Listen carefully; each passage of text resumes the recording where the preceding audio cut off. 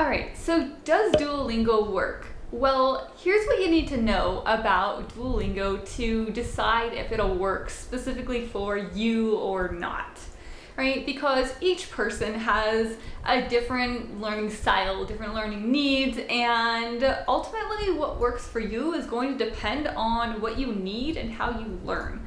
So Duolingo is a great place to go if you're looking for just the basic vocabulary and grammar and getting started, or as like an additional resource to maybe a course that you're taking and using it to study in that way.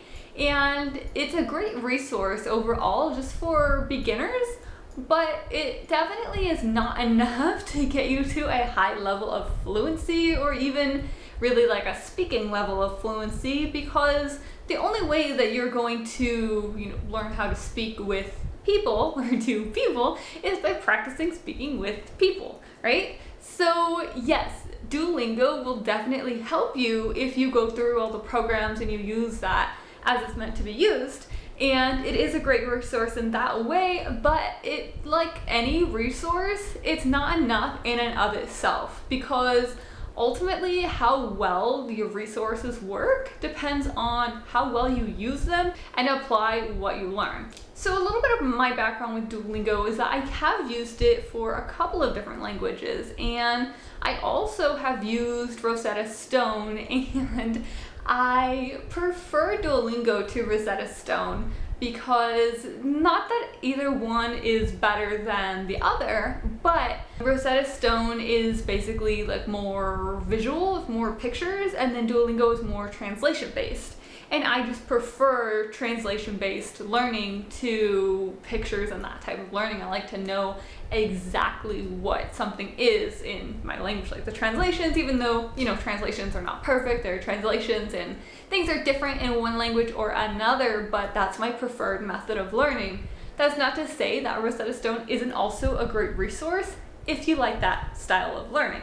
So Duolingo, though, I used for Spanish and I used for French. And basically, I used it for my Spanish after I had already been, you have to forgive that noise, my lawn is being done out there today.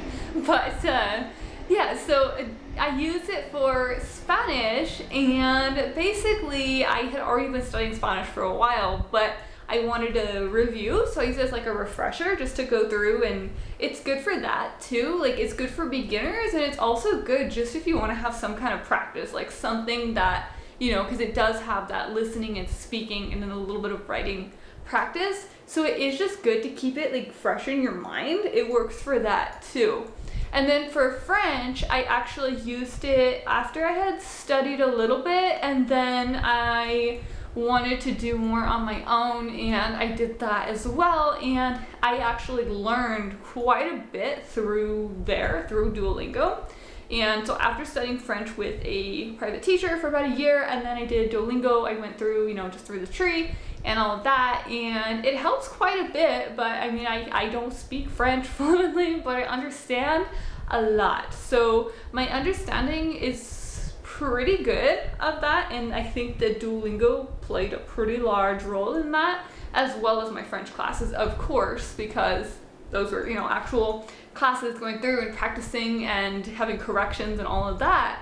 But it definitely does help, and it definitely is a great resource, but alone it would not have gotten me to any level of high fluency, but it is just, a resource. So yeah, so should you use Duolingo? Well, if you're looking for a resource that is accessible, you can use on your phone, that's one of the nice things too about any of the like app-based learning is that you can access it anywhere. So if you just have a few minutes, and I would use it like that too, like when I was going to work, and I would have get there early, and I'd have a little bit of time, and I'm like, okay, well, let me do a little bit of Spanish or a little bit of French or whatever, and I did that, for the few 100-day streak or whatever it is. And so it's kind of fun to do it that way, and then it just keeps it fresh in your mind.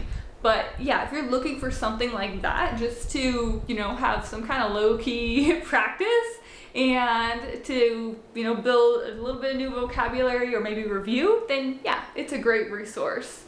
If you're looking for a structured course that really explains all those grammatical concepts, it does have a little bit of that, I believe, and it's been a little while since I've used it. And I've looked at when I went through the tree, but I have looked at it recently, and it's, you know, same similar structure, same idea, but it's just revamped, you know, like everything improves over time. So they do have a little bit of that, like those lessons and all of that.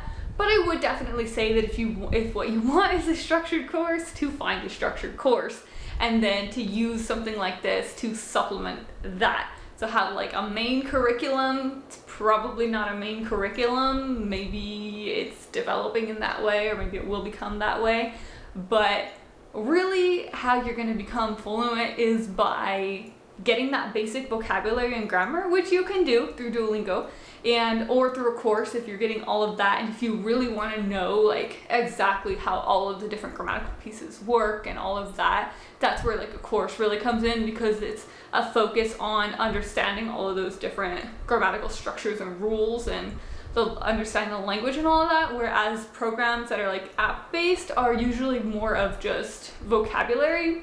And there's a little bit of grammar in there, but it's really more of just getting vocabulary in and like keeping it fresh in your mind, and it's good practice for that. And then the like more in-depth study happens in a course, and then the actual fluency happens when you practice in reading, writing, speaking, and listening. Because if you follow me, you know that I am huge into those 4 skills, and especially integrating them together. And yeah, that's how you really get to fluency. By using resources like apps like Duolingo or Rosetta Stone or whatever it is, and then developing your own techniques, your own methods as well, using a course or using books. You even can just grab a book in that language and start reading and looking at words. And really, if you just jump in and start, you know, figuring it out, like you can get there. And sometimes it helps to have like, it always does help to have someone who is an expert who can kind of guide you or answer questions for you, which you get either like in a course or in tutoring or in whatever it is. And yeah, so all of that helps. And if you are interested in learning more about this topic, I have written basically an entire book on how you can learn a language and organize and decide like which resources are best for you, and how to apply them, and how to apply them with working with a teacher or a tutor, how to make the most out of each of those resources,